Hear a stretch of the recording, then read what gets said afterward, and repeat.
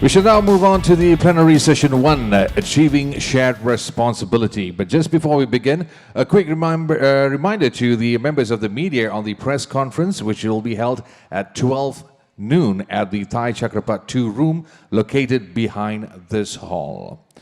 Ladies and gentlemen, may we now invite our speakers to take the seats on stage. First up, Ms. Bilge Del Dennis, Program Director of International Programs ProForest.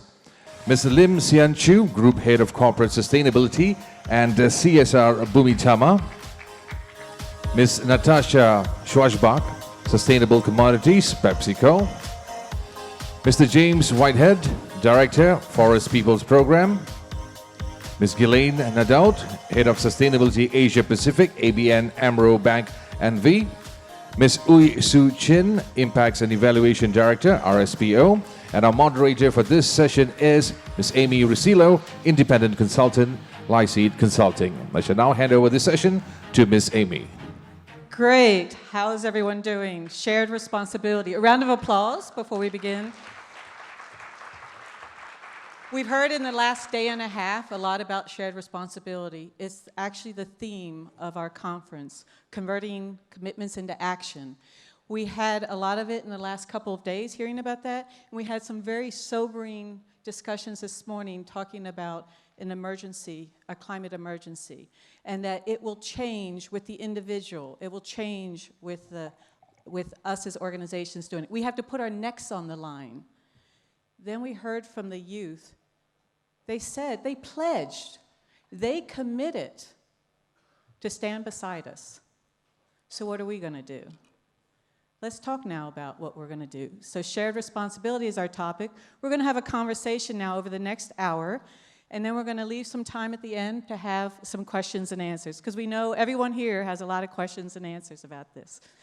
So first of all, we have a poll. How long have we actually been talking about shared responsibility? So if you can go to the app, and if you could look at that, and how long have we been talking about shared responsibility? You can also just shout out an answer. This group has been working over the last 8 months on shared responsibility. Has it been a year? Has it been longer? Has it been longer? So can we see the poll?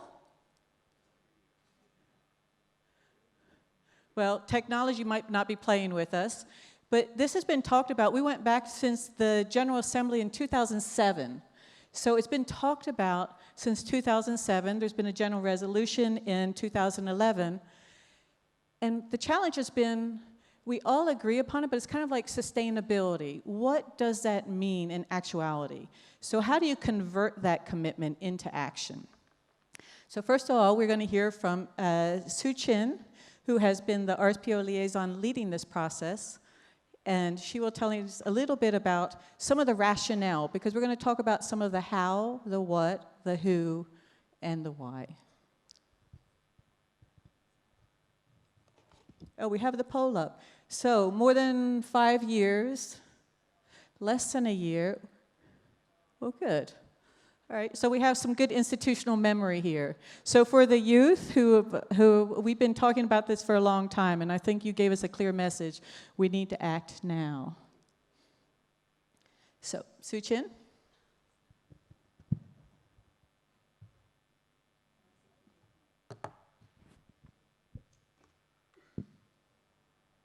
Bear with us as technology catches up with us. Can we have the slides, please? Next slide. Aha. So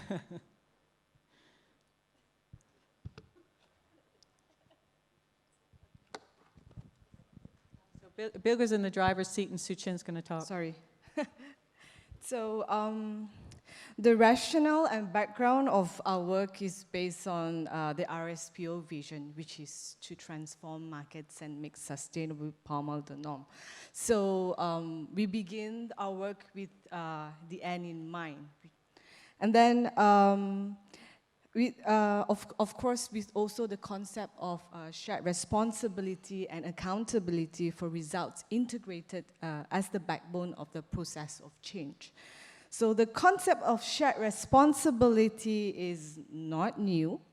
since the beginning of my RSPO life in 2013, so I'm about 6 years old now with the RSPO, I've heard of these concepts in various terms.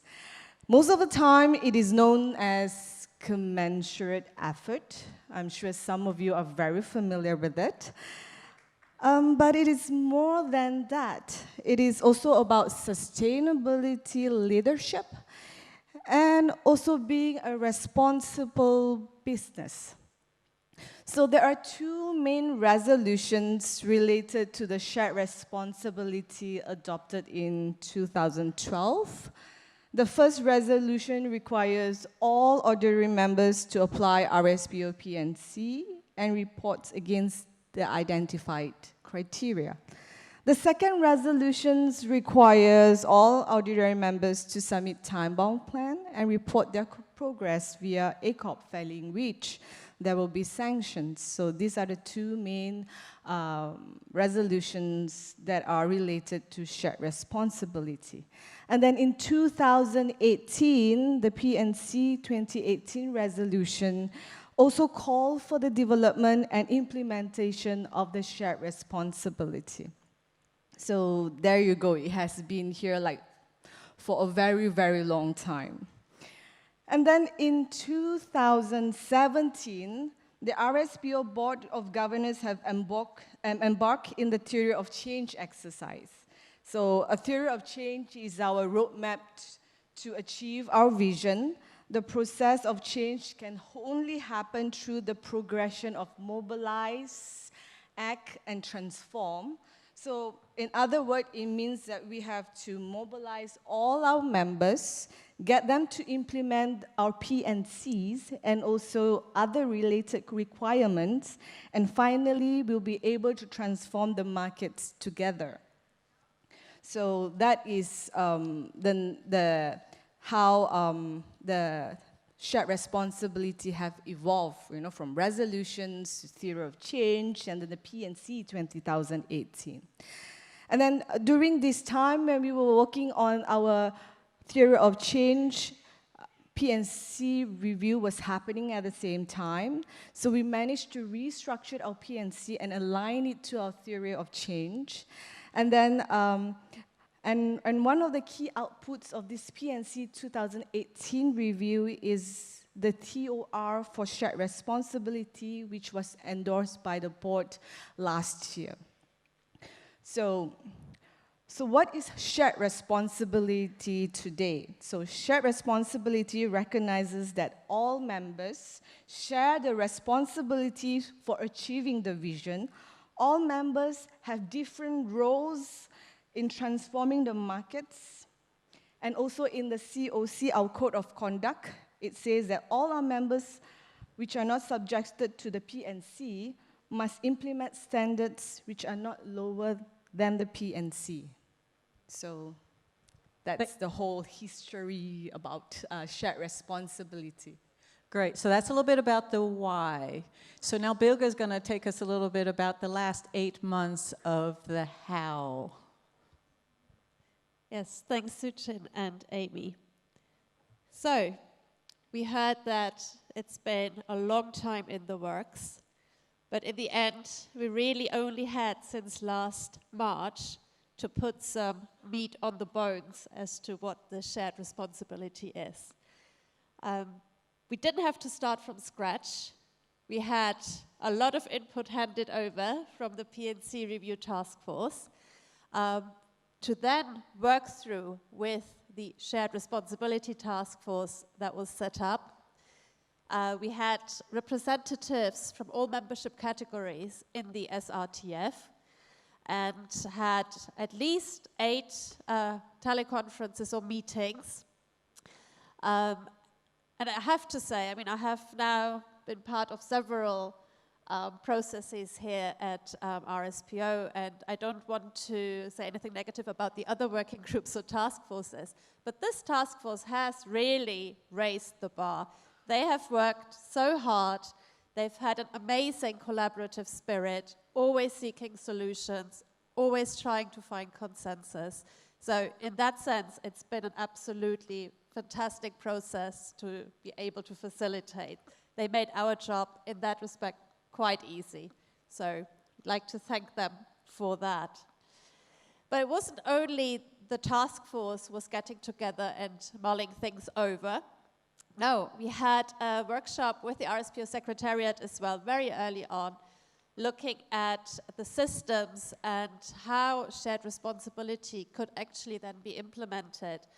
And perhaps also how we can use this new cross-cutting initiative to help enhance our existing systems and see how system integration can maybe also help serve the purpose of implementing shared responsibility. And of course, last but not least, by all means, you all participated.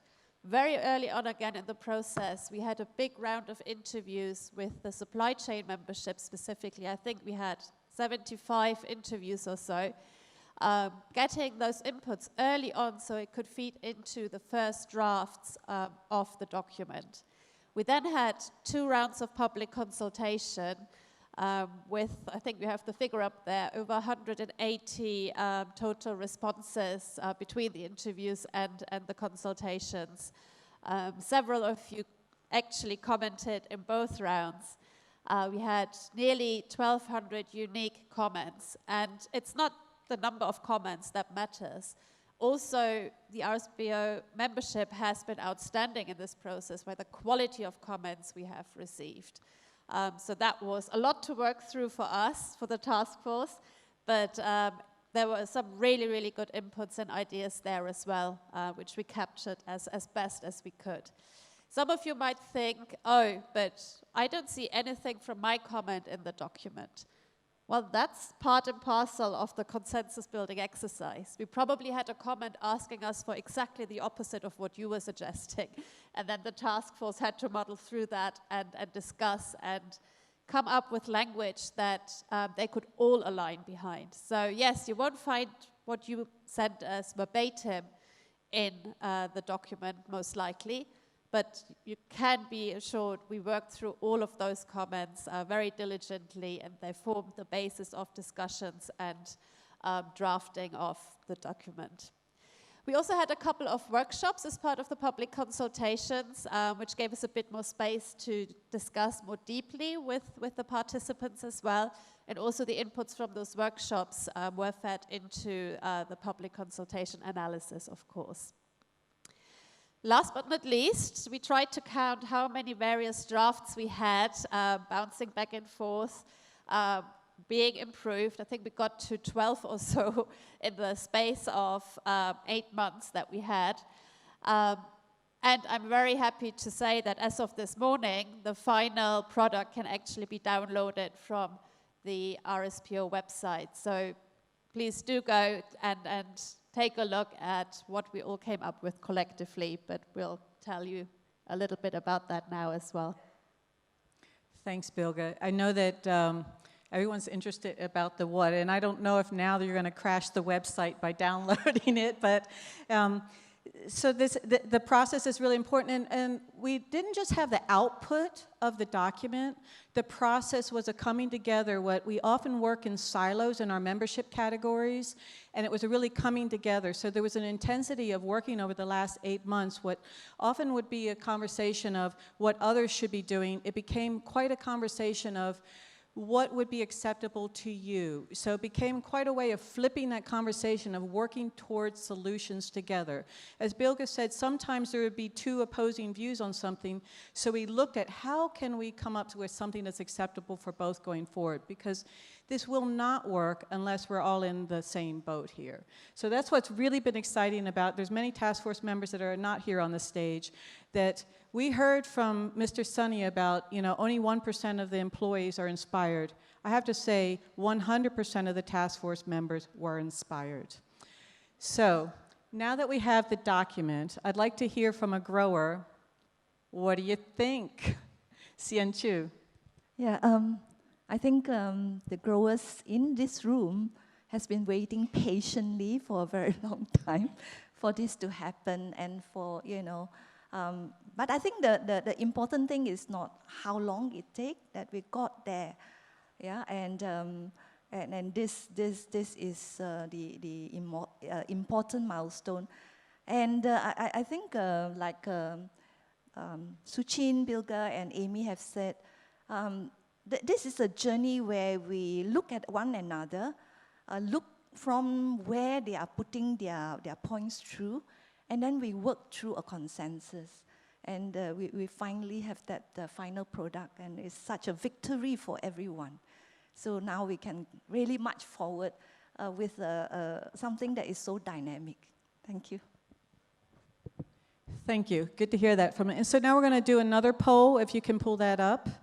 Do we already have the, oh, who does it reply to? So good, it's already up there. I don't know how many people have responded. So good. This is encouraging to see this. So the second poll is, before we launch into hearing from the other members of the task force, some of their perspectives, we're talking about the opportunities, of who does it apply to. So what we'd like to do is first launch into that, and then we're going to be starting again with Xian Chu to talk a little bit about, from the grower's perspective, again, the requirements. We're going to get into now talking a little bit about the concrete aspects of the document. Yeah, so basically, I was looking at the poll. Everyone, all the member groups are going to be involved in shared responsibility. There's no exclusion, which is good, right? All of us going to fit into one pants.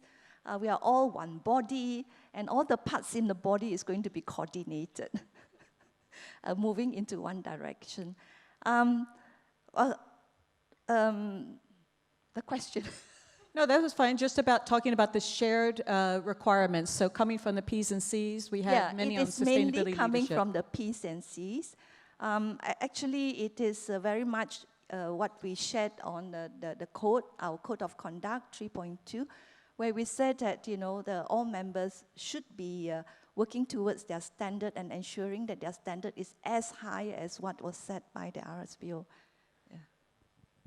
Great. So there's many of these shared requirements around sustainability leadership. So and then we also have requirements that are then specific to the unique roles. And of course, one of the ones that we have discussed quite extensively is around the uptake as part of the theory of change. If you look at the theory of change, for those who have studied it and looked at it, a really important part of it, it is a theory, a really important assumption is that the market demand will pull then the production. Natasha.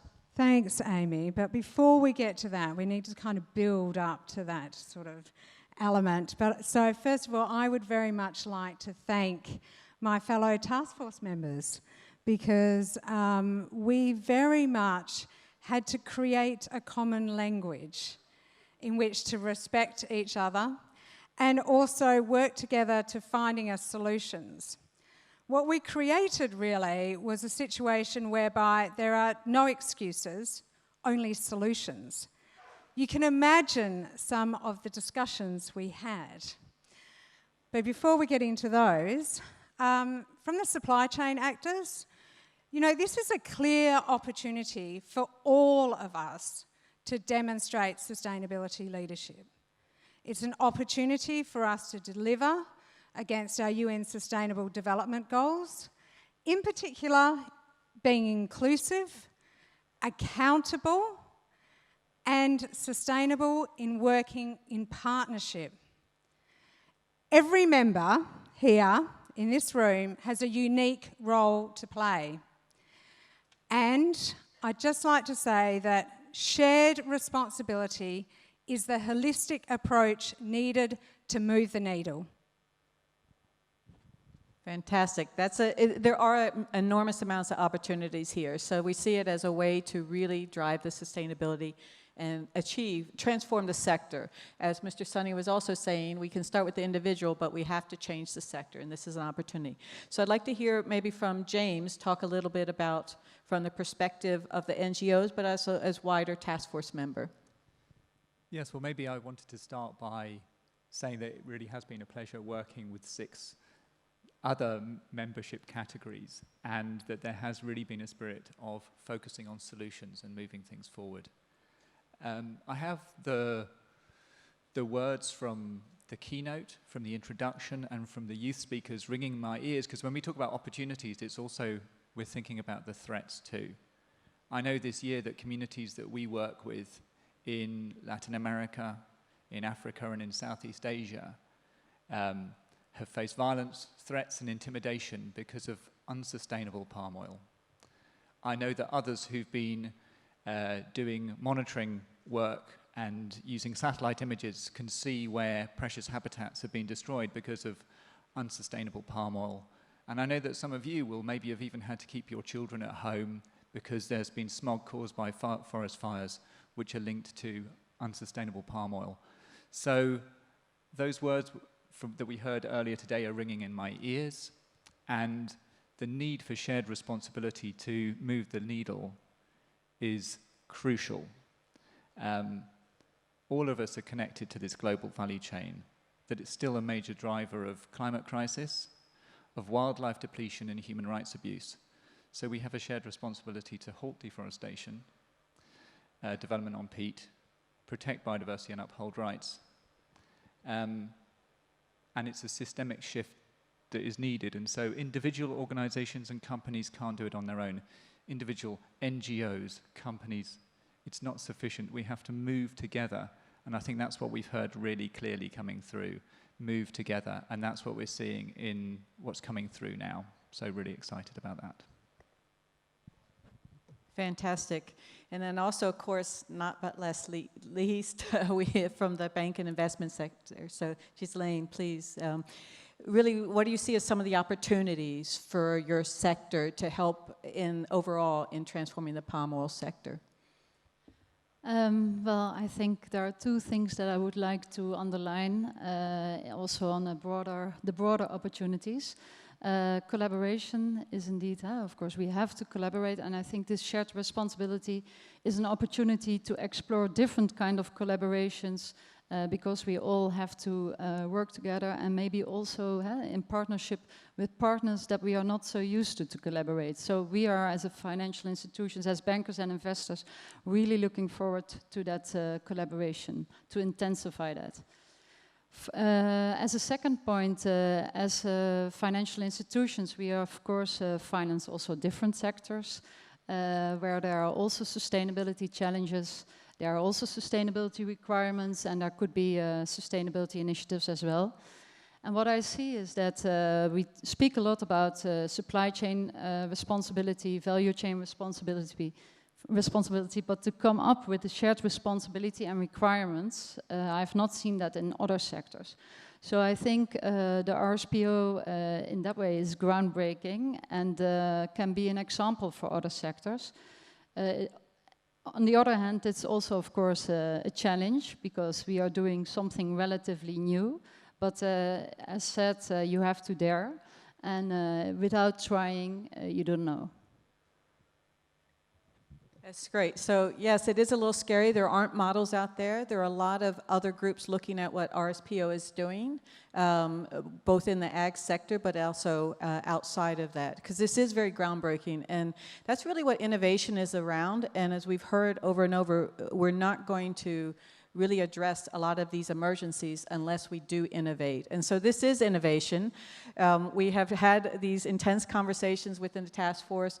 We have to be bold, we have to be brave, but it is a little scary.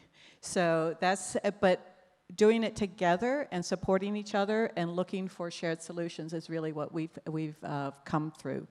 So now that we've talked a little bit about some of the opportunities, wanted to look about, so from the Secretariat perspectives, Sue Chin, what do you see now as some of the opportunities for the shared responsibility in moving forward on the theory of change?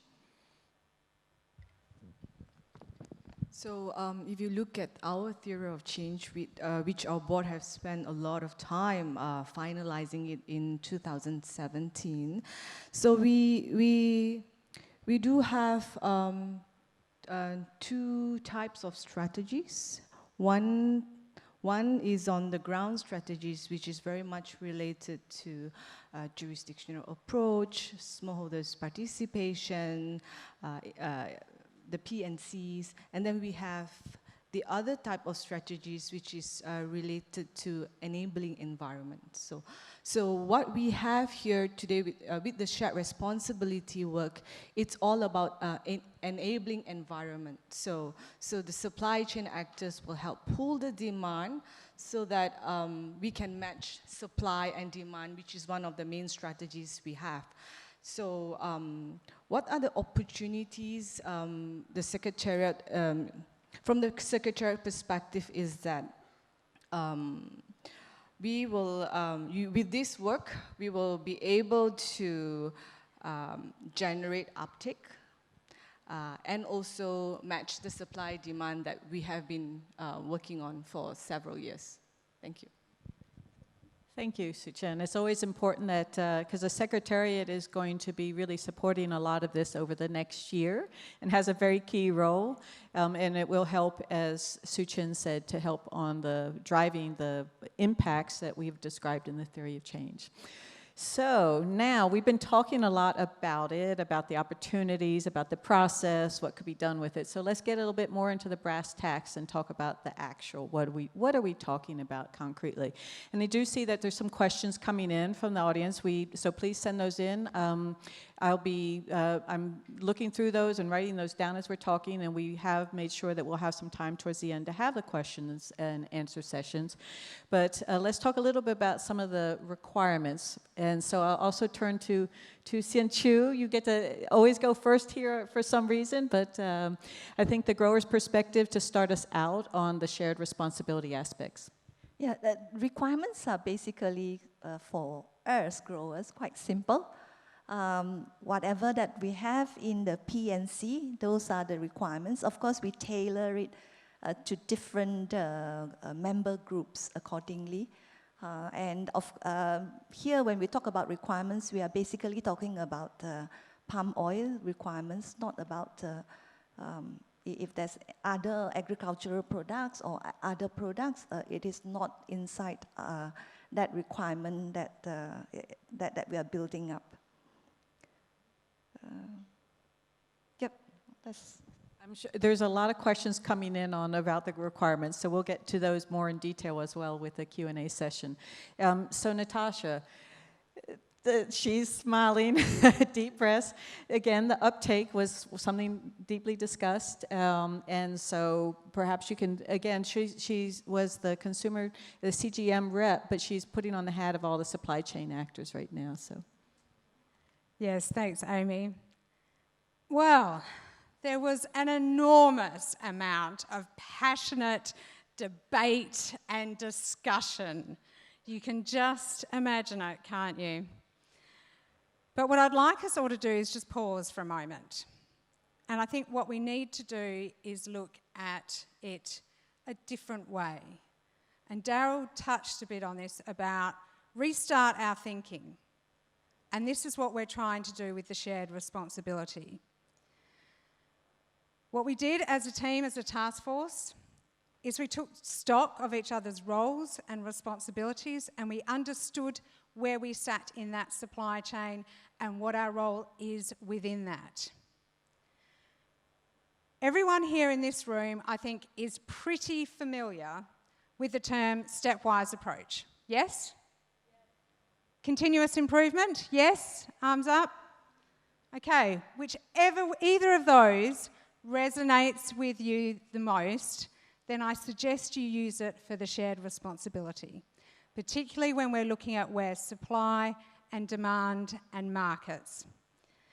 So, we heard this morning, 22% growth, 2% uptake. Be brave, people. We are about to enter a pilot. This is year one of that pilot. The Shared Responsibility Task Force has agreed on an ambitious target for downstream players and processors and traders.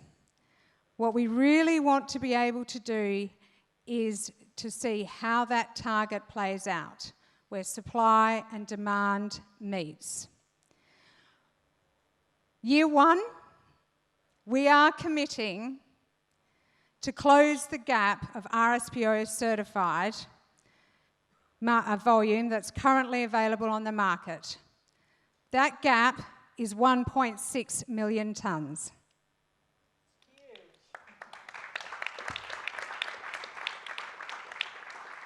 That's a huge gap that's already there, so you don't have to say, well, what if they don't get certified? If we can close that gap and bring the supply and demand into balance, that will automatically start to pull others into this.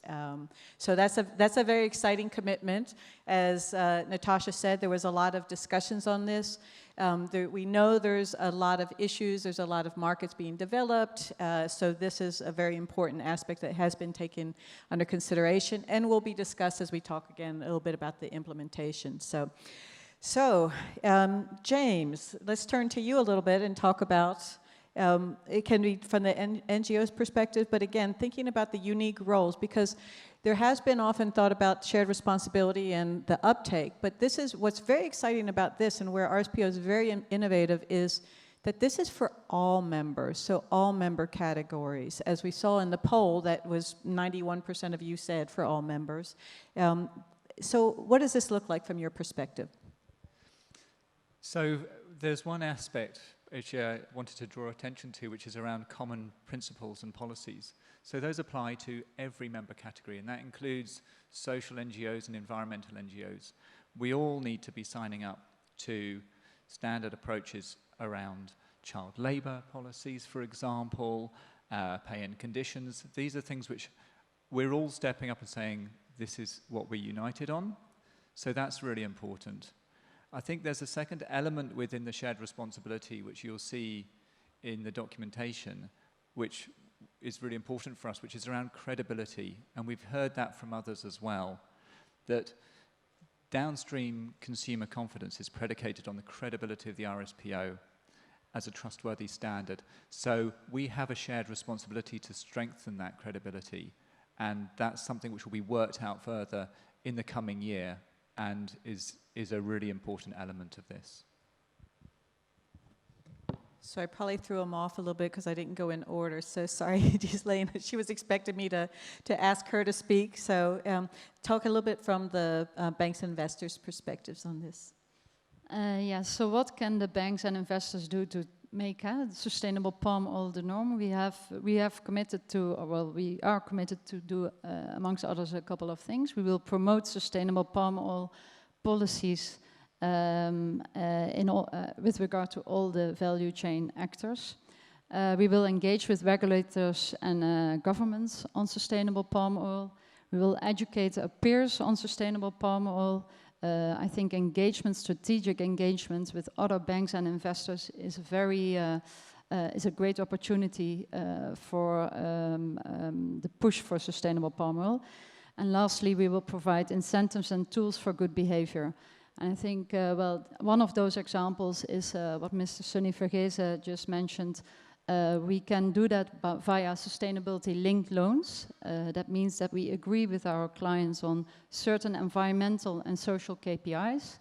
If they meet those KPIs, they will get a discount on their interest, and if they don't meet, they will get a premium. But I think this is a very important tool that we can use to drive for sustainable palm oil.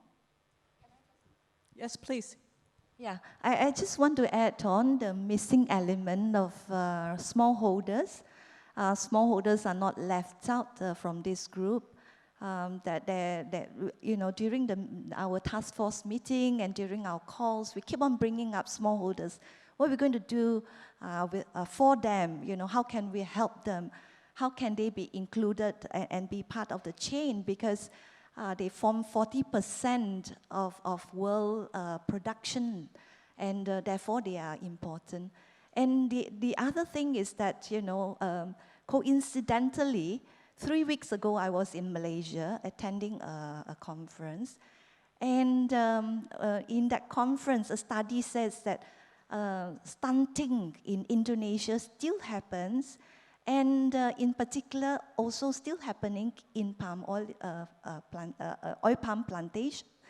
And I was very taken aback, and I sat down with the people who did the research. I said, did you, actually do the research properly?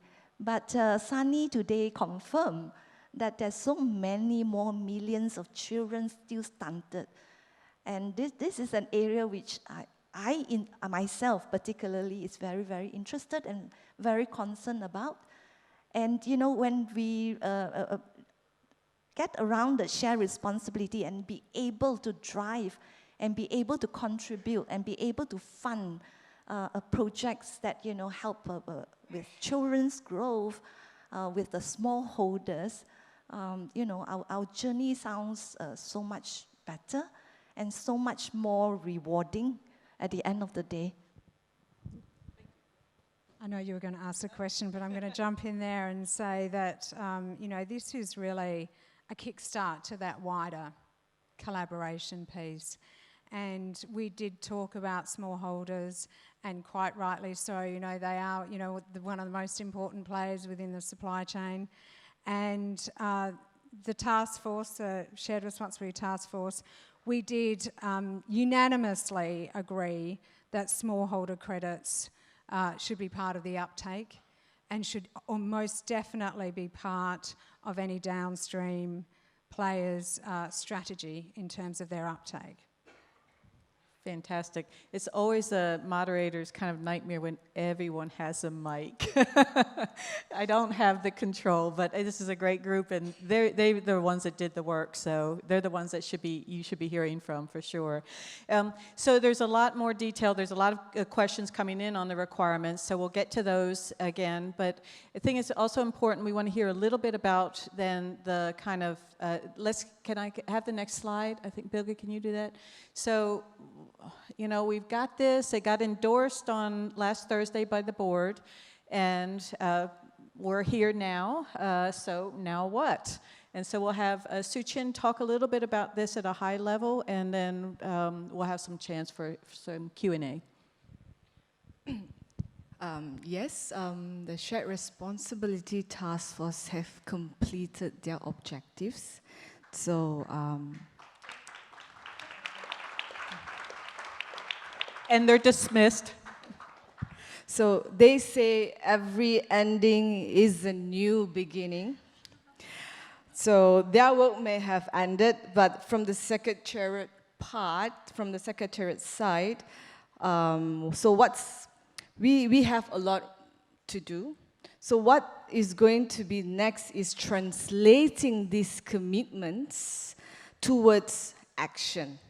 So during this first year, there will be a lot of innovation and learning for Secretariat and everyone. There will be a lot of existing tools like ACOP, membership application, which will need enhancement to support the implementation of shared responsibility. And of course, there are also topics which will need to be further developed. We will need to further develop the resourcing for transformation, the incentives and whatnot. And there will be also a lot of work on analyzing the data that we will be collecting when we start implementing the shared responsibility requirements. So from a very high level of view, so it's going to be a fun year for us. It's going to be, watch this space. So 2020, watch this space. The ACOP 2019 will be obviously a very, very important aspect of this, where we'll be setting the baselines and going forward from there. Because again, as taking from our keynote, the inspiration, you can't manage if you have the wrong measurements. So we will be looking at getting the measurements and setting that baseline with the ACOP 2019. And then helping to understand from there. So again, using that space to understand this year of innovation as we try this on and we work through the kinks and see where the barriers are, and as well as support one another in the shared responsibility and accountability. There's that second half of that phrase in our theory of change. So So now we have lots of time to have some Q&A, but first I wanted to hear from our speakers, just go through, we'll start on this end then, and from Ghislaine, just maybe one thing that you think you will be taking concretely back now from the shared responsibility. You've gone through the process, it was endorsed on Thursday, we've had the RT, we've heard a lot about it. So now, what's one action you're going to take when you go back? Well, I was just referring to those 4 points that we as financial institutions can focus on. But I think what our focus especially will be is a strategic dialogue with the financial industry on sustainable palm oil, so engaging with local and regional players. We can do that as banks together, but the help from the industry and other member categories will be very helpful in that. So I think a strategic engagement is one of our focus points going forward. Great, and to jump around, Natasha? So I think one thing that I would like to take back is really the shared responsibility between downstream players and the NGO community. It's been a really good learning process, and I think there is an opportunity, even more so than ever, to actually really work together much closer with the NGO community, to move from talking about challenges to really finding the solutions that will drive impact and positive impact on the ground for the sector, to really drive that transformation. Already. Okay. For me, I think the standout point is the collaboration. Now, with the shared responsibility, we can confidently go forward to seek collaboration, because I like what Sunny put up, it starts with me, then it moves into the company, then it moves into the sector, then the government, and the civil societies. So all this calls for collaborative effort. The recent haze, which the youth brought up very succinctly, actually shows that as a company, we cannot just put out the haze ourselves. No matter how much we would like to do it, it is a collaborative, it requires a collaborative effort. And that's where we would be driving towards. We'll have James and then Bilge and Suchin. So maybe picking up on Natasha's point, I think there's a role for environmental and social NGOs to call out where things don't make the grade, where there are real problems and challenges, and that role is one which has to continue. I think an important role as well is that one of working together for solutions and saying, how do we make that transformation? What are the ways forward? And let's make that happen. So that's something which I'm taking away. Fantastic. Bilge? Yeah, and with my other hat on as RSP endorsed training provider, I would very much like to reach out to the other training providers as well and see how can we support this and make materials available, provide capacity building, particularly for the smaller organizations in the different membership categories, to help them also implement the shared responsibility requirements. Fantastic. As we've heard also, communication is going to be key as we go forward there, to have a shared understanding of shared responsibility. Suchin, what will you take concretely from this today, besides a lot of work? Well, as a secretariat, we are very familiar with what our members need to do, need to work on, need to implement. As a secretariat ourselves, we are also looking at what are the things that we could do. For example, expanding the policies that we have, which our members are required to implement. So we have started working on that, and we will continue working on that. So it doesn't stop with just our members doing it. It also means that we ourselves as secretary will be also implementing some of this.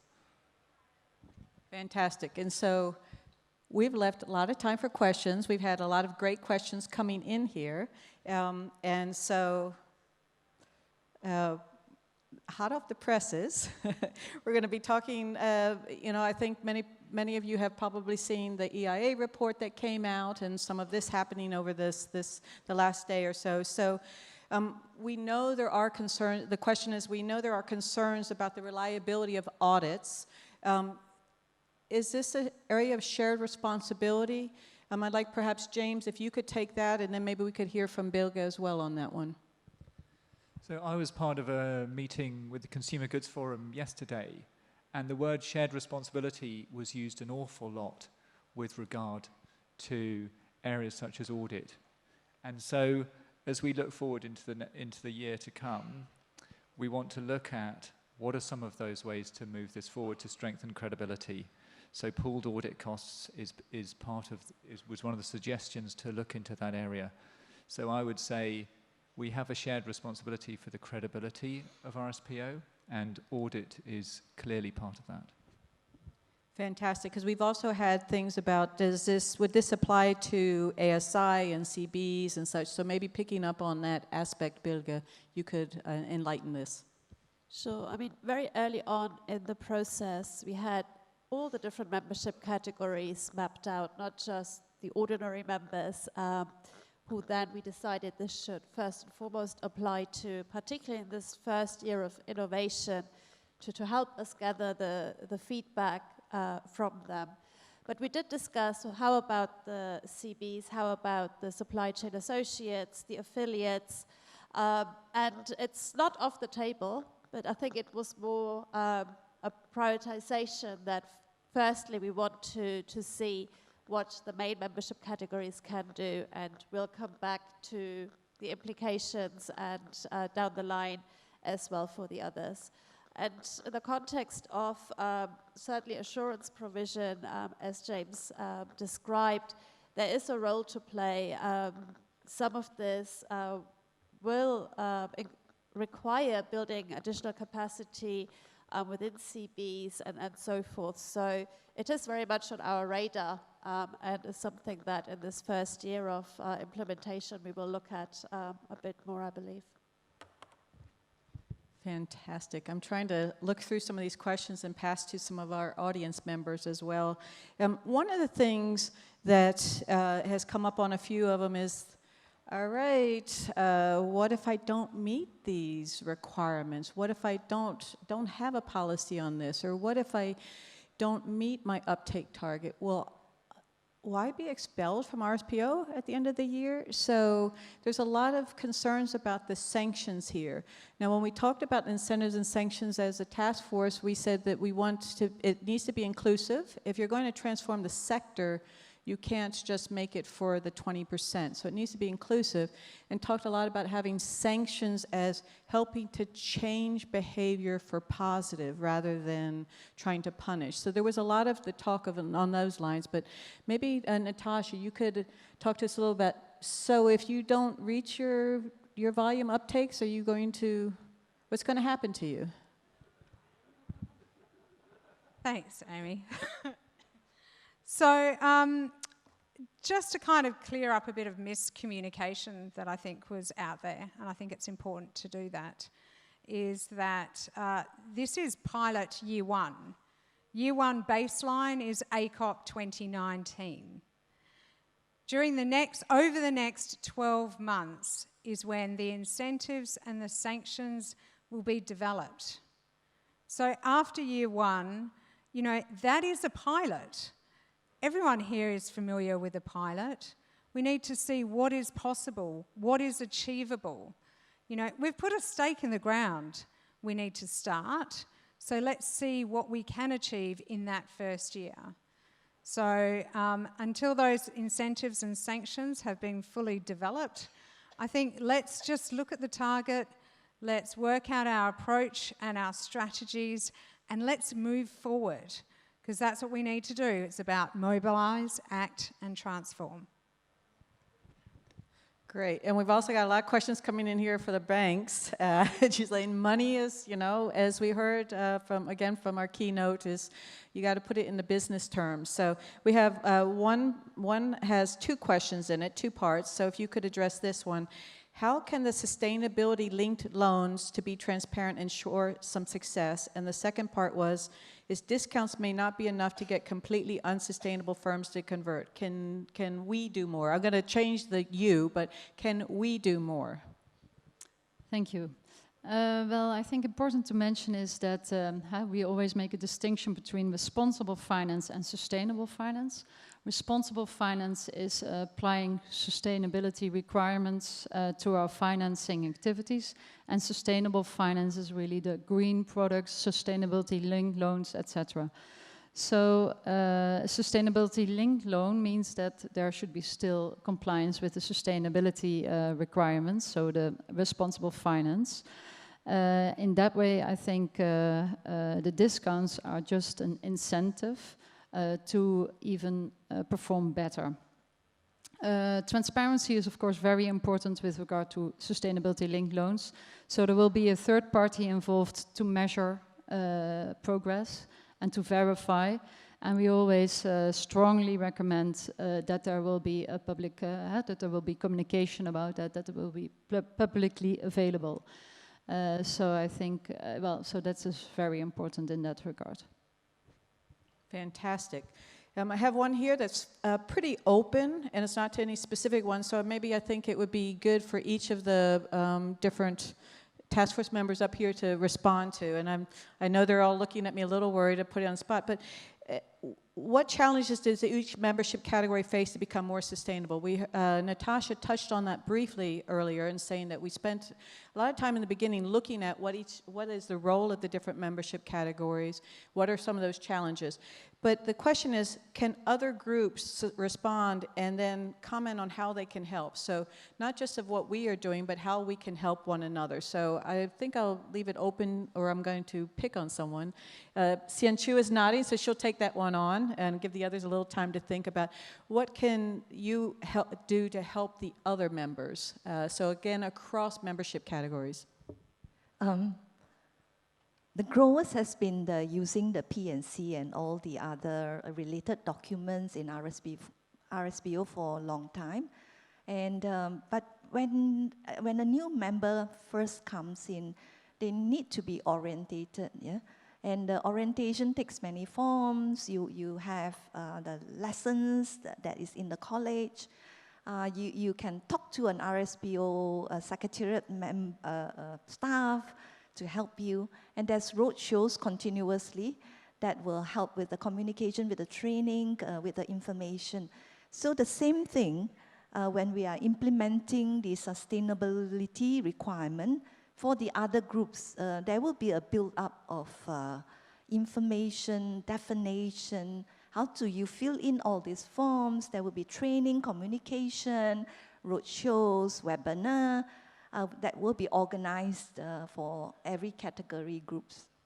So I think even if you look at the current P&C, I think one of the greatest challenge most of the NI have is on the decent living wage rate. I just want to put it out there before it becomes a question again.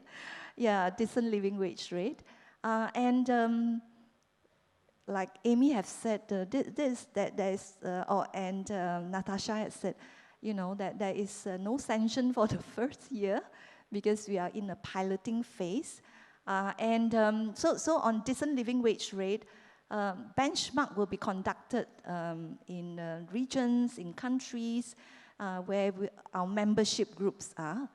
And the same for other category groups, we would do the same, or else we would use existing benchmark that is already in that particular country. Yeah. Fantastic. Ghislaine, do you want to comment on how, you've mentioned a few things about how banks, though, can help other members to overcome some of their own challenges. So again, across memberships. Yeah, I think to do that, one important thing is, of course, that we have to understand each other as various member groups, and we have to trust each other.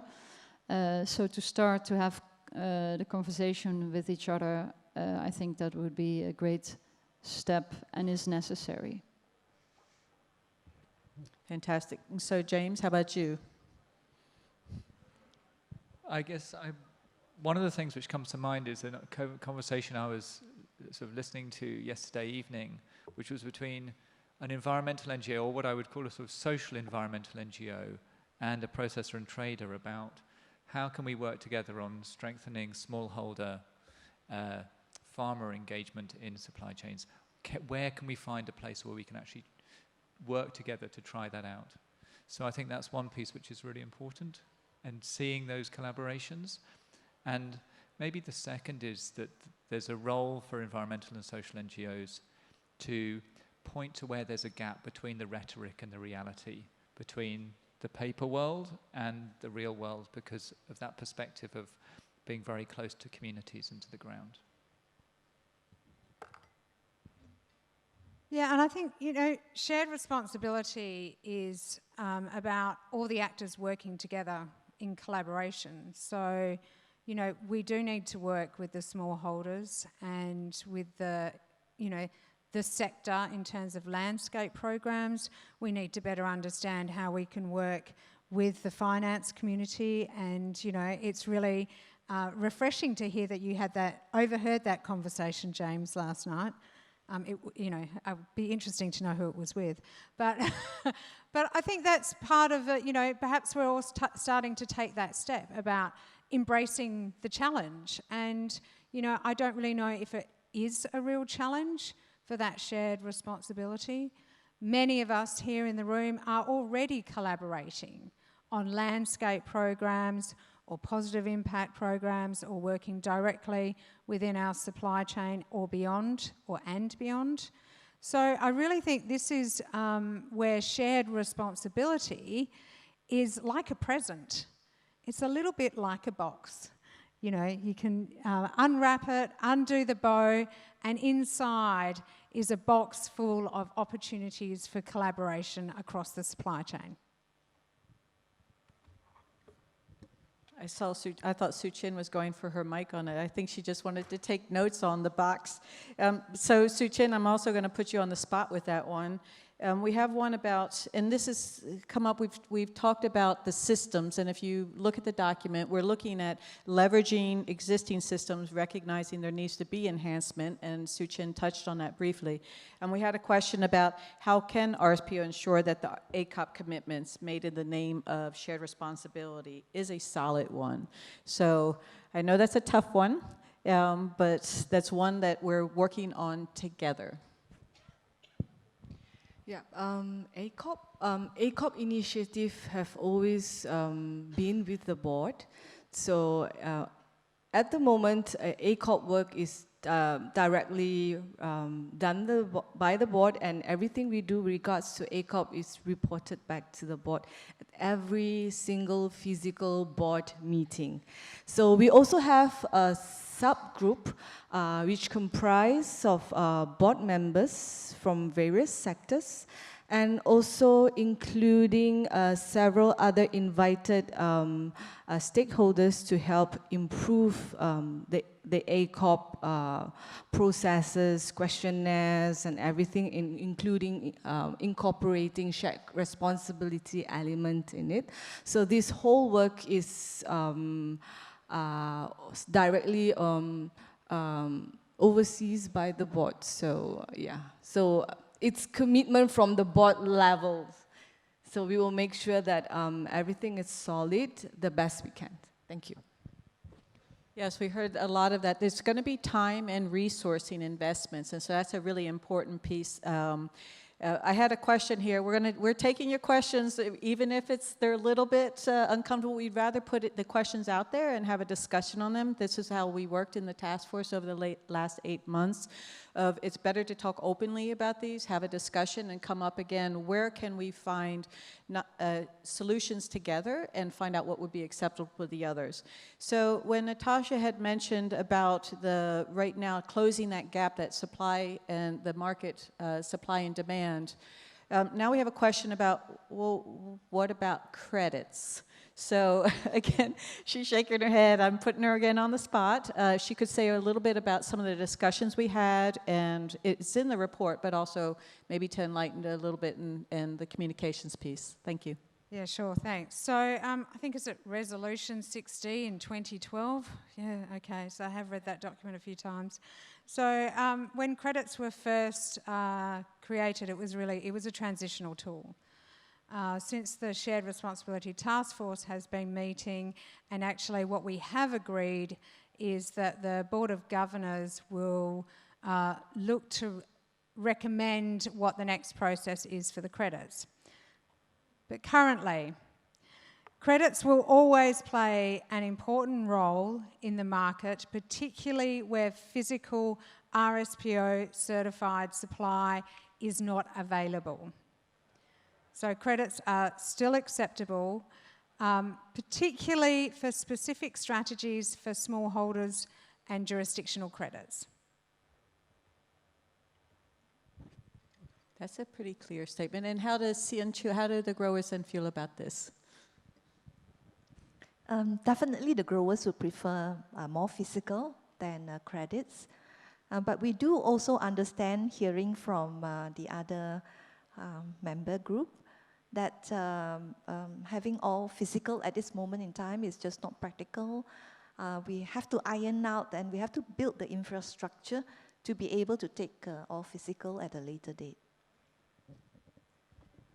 Great, thank you. And we have heard, it all is going to be, there's a lot of work to do, as you can see on the slide right there.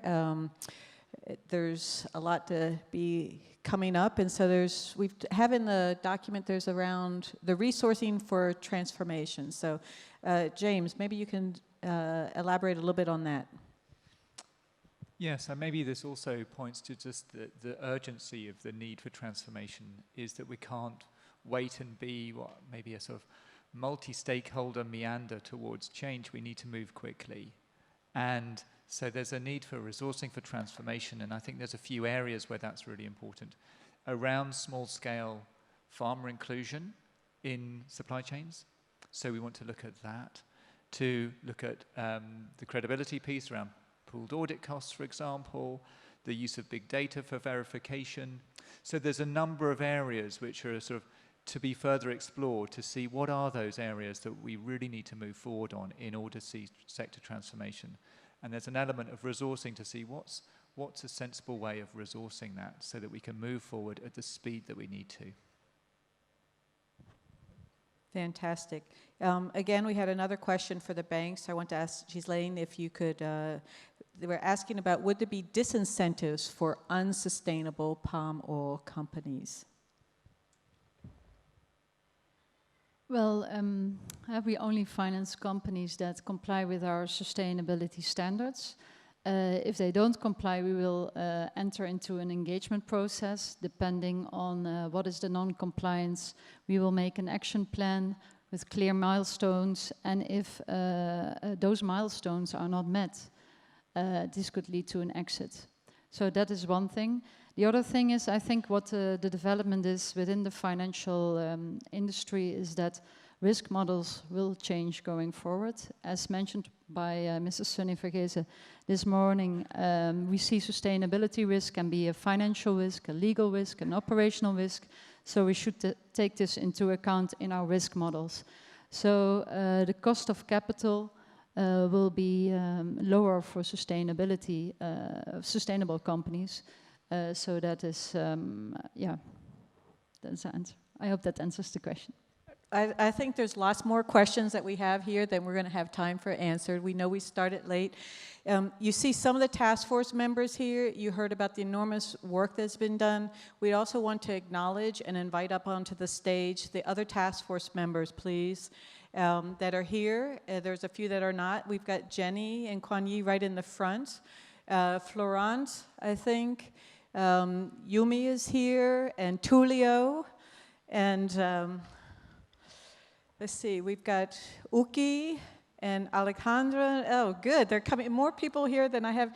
And what's very exciting is some of us have been on a lot of calls over the 8 months, and many of us met for the first time in person here. So did we miss anyone? So I wanted to give a big congratulations, and then this is a brave and bold group.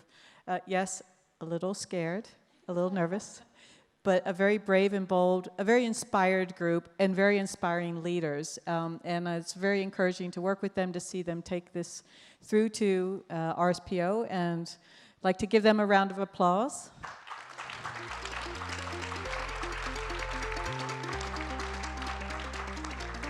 Now you know who to come up and ask your questions to. And wish everyone a very good lunch.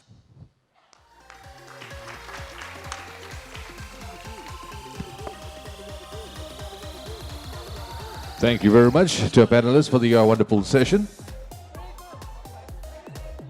Ladies and gentlemen, we shall break for lunch, but before you leave this hall, kindly take note of the following.